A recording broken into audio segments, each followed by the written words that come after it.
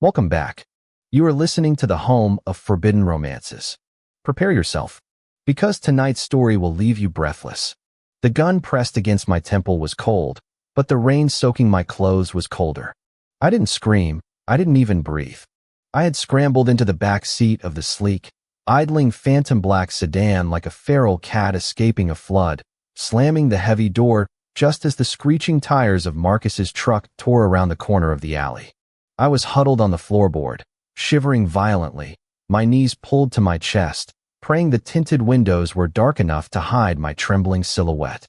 I hadn't realized the car was occupied until the distinct, metallic click of a safety being disengaged cut through the sound of the storm outside. Give me one good reason why I shouldn't decorate the upholstery with your brains, a voice rumbled from the shadows above me. It was a baritone so deep it vibrated in the floor beneath my wet sneakers, velvet wrapped around steel. Slowly, terrifyingly slowly, I raised my head. The interior of the car smelled of cedarwood, aged scotch, and danger. Lightning flashed, illuminating the man sitting on the leather seat. He was a monolith of a human being, broad-shouldered and impeccably dressed in a charcoal suit that cost more than my entire existence. His legs were crossed, a crystal tumbler of amber liquid resting casually on his knee, while his other hand held a suppressed pistol pointed directly at the center of my forehead with unwavering precision. His eyes were the first thing that ensnared me. They were a piercing, unnatural shade of icy blue, glowing with a predatory intelligence that made my stomach drop. He didn't look scared of the intruder in his car. He looked bored. Please, I choked out, my voice raspy from the smoke of the burning apartment I'd just fled. He's going to kill me. Just drive. Please, just drive. The man tilted his head, the movement sharp and avian. Who? Marcus. I whispered, the name tasting like bile. My ex. He set the fire. He's outside. The man's gaze flickered to the rain-streaked window. Outside, through the glass, the silhouette of a man was pacing under the street lamp, a tire iron swinging in his hand. The stranger in the car looked at Marcus, then back down at me, a soaking wet, bruised mess ruining his custom floor mats. Interesting, the stranger mused. He didn't lower the gun. You chose a shark tank to escape a piranha. I'll do anything, I begged, desperation clawing at my throat. I have no money, but I'll work. I'll do anything. Just don't throw me out there. The corner of his mouth twitched, not a smile, but a smirk that promised ruin. He tapped the partition glass behind the driver's seat. Drive, Sebastian. To the tower. As the engine purred to life, a silent, powerful beast, the man finally lowered the weapon. He leaned forward, grabbing my chin with rough, hot fingers, forcing me to look him in the eye. I am Cassian Vane, he said, and the air in the car seemed to grow heavier, charged with an oppressive alpha dominance that made my instincts scream submit. And if you are lying to me, little stray, I will deliver you back to that man myself. In pieces. I had escaped a monster, only to land in the lap of the devil himself. The ride to the Vane Tower was a blur of city lights and terrified silence. I stayed on the floor, too afraid to move to the seat. Cassian Vane ignored me, returning to his drink and his tablet, scrolling through stock figures that decided the fate of nations. I knew the name, of course. Everyone did. CEO of Vane Enterprises, a conglomerate that owned half the city's infrastructure, shipping, and technology. He was a ruthless billionaire, an alpha whose aggression in the boardroom was rumored to be just as lethal in his private life. When the car pulled into the underground garage, private and fortified like a bunker, Cassian didn't wait for me. He stepped out, his polished shoes clicking on the concrete. Follow. If you fall behind, the security doors will lock you out. I scrambled out, my wet clothes clinging to my shivering frame, and trailed him like a ghost. The elevator ride was agonizing. He watched me in the reflection of the brass doors, his gaze dissecting me, cataloging the bruise on my cheek, the split in my lip, the way my hands shook uncontrollably. What is your name? He asked, not turning around. Julian, I whispered. Julian. He tested the name, rolling it over his tongue. You're an Omega. It wasn't a question. It was an accusation. I hide it, I stammered. Suppressants. Strong ones. Not strong enough, he murmured. I can smell the fear on you. It's intoxicating.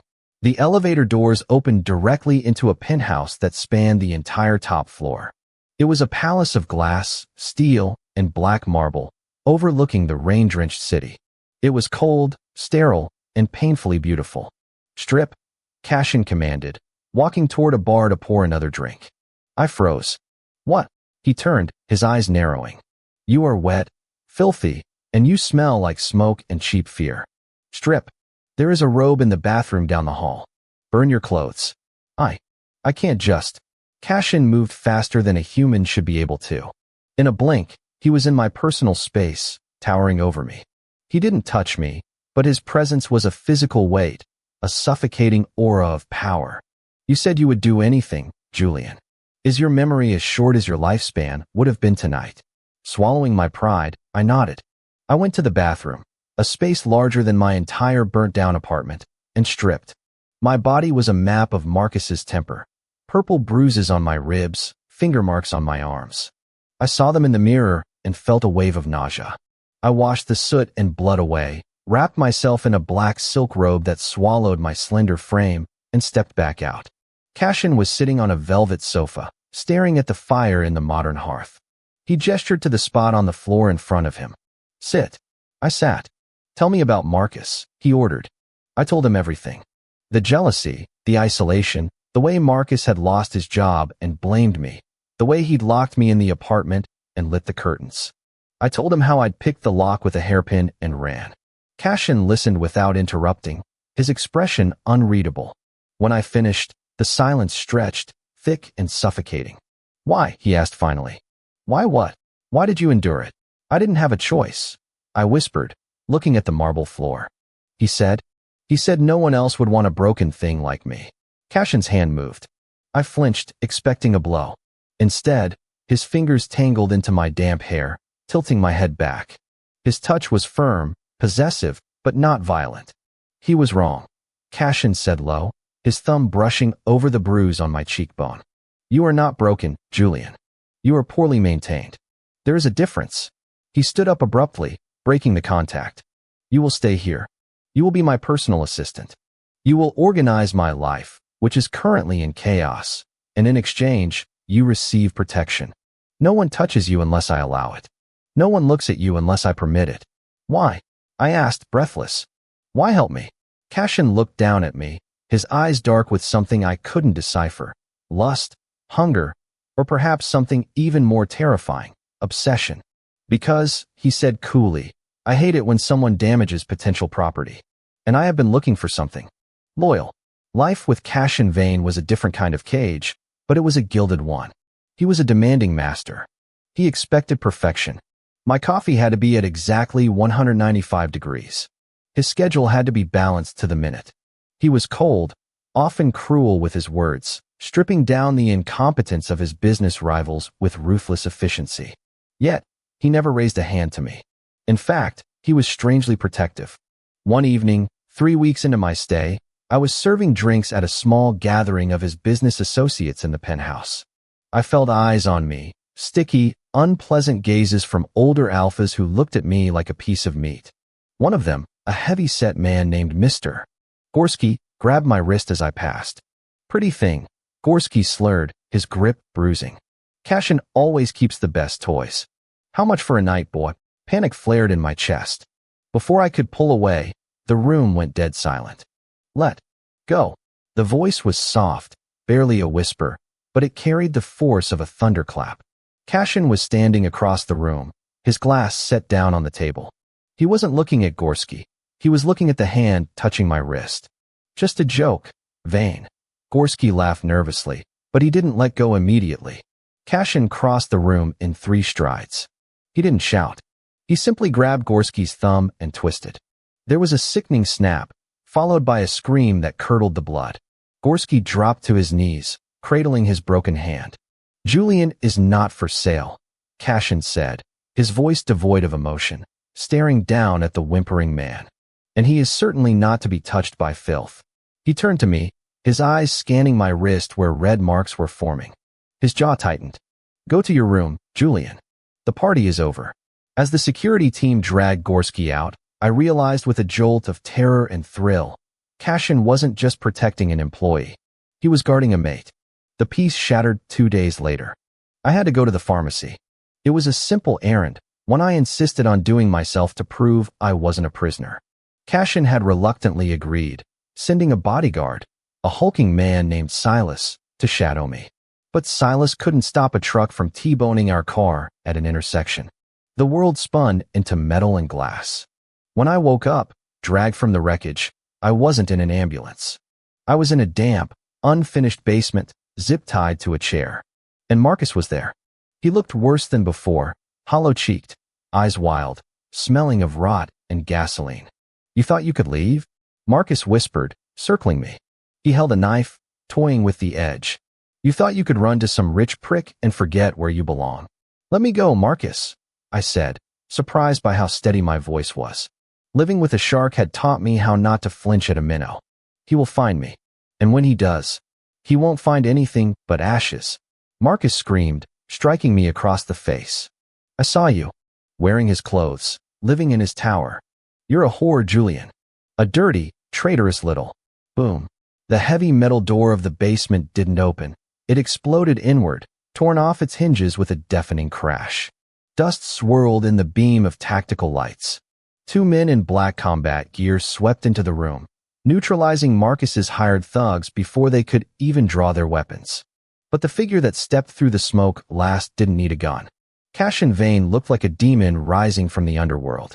He had shed his suit jacket. His white dress shirt was rolled up to the elbows, revealing forearms corded with muscle. He held a crowbar in one hand, dragging it against the concrete floor with a scraping sound that set my teeth on edge. Marcus froze, the knife trembling in his hand. "Stay back. I'll cut him. I swear to God I'll." Cashin didn't pause. He didn't negotiate. He moved with that terrifying, supernatural speed. He swung the crowbar, knocking the knife from Marcus's hand with a bone-shattering impact. Before Marcus could scream, Cashin had him by the throat, lifting him off the ground and slamming him against the brick wall. "You," Cashin snarled, his voice a low, guttural growl that was purely animal. "You touched what is mine. He's my boyfriend." Marcus gagged, clawing at Cashin's iron grip. "He was your victim," Cashin corrected, tightening his hold until Marcus's face turned purple. "Now he is my soul, and you are an inconvenience I am about to rectify." Cashin dropped him. Marcus crumbled, gasping for air. Cashin looked at his security team. "Take him. Make sure he never comes within 1,000 miles of this city again. If he does, don't bother calling me. Just bury him." As Marcus was dragged away, weeping and broken, Cashin turned to me. The rage in his eyes vanished, replaced by a desperate, frantic terror I had never seen before. He fell to his knees in front of my chair, his hands shaking as he cut the zip ties with a pocket knife. "Julian," he breathed, his hands cupping my face, checking every inch of me. "Did he hurt you? Tell me." "I'm okay," I sobbed, the adrenaline finally crashing. "Cashin, I'm okay." He pulled me into his chest, burying his face in my neck, inhaling my scent deeply. I felt something wet on my skin. The ruthless, cold, alpha billionaire was crying. "I thought I lost you," he whispered against my skin. I realized, the moment you walked out that door, the silence was too loud. "I cannot handle the silence anymore, Julian." I wrapped my arms around his broad shoulders, holding him tight. "I'm not going anywhere." He pulled back, his icy blue eyes burning with intensity. "No, you aren't. Because you are never leaving my sight again. I am not a good man, Julian. I am possessive, I am jealous, and I am cruel. But I will burn this world to ash before I let anyone hurt you again. Do you understand?" It was a warning. It was a promise. It was a proposal. I looked at the man who had saved me, the monster who had destroyed another monster for me. "I understand," I said, leaning in to press my lips against his. "I'm yours, Cashin." The kiss was searing, tasting of tears and victory. It wasn't soft. It was acclaiming, a seal on a contract written in blood and fate. The alpha had found his mate, and the prey had tamed the predator. And that is how the viper tamed the wolf. If you enjoyed seeing Cashin tear the world apart for his love, destroy that like button. And tell me in the comments, would you forgive a husband who tried to kill you? Or is revenge the only answer? I'll be reading your answers. Subscribe for the next chapter. Until then, Prompt image. Prompt. Masterpiece, best quality, high-res. 1.2. Korean manhwa style, semi-realistic, digital art. 2 men. BL, yaoi, man 1. Cashin, tall alpha male, sharp jawline, icy blue eyes, slicked back black hair, wearing white dress shirt with rolled-up sleeves, expression of intense possessiveness, holding man 2 protectively. Man 2. Julian, slender omega, soft features, messy brown hair, wearing oversized black silk robe, looking up with mix of relief and adoration, bruised cheek. Background is dark, gritty basement with dramatic cinematic lighting, dust particles, broken chair, moody atmosphere, emotional embrace, intricate details, sharp focus.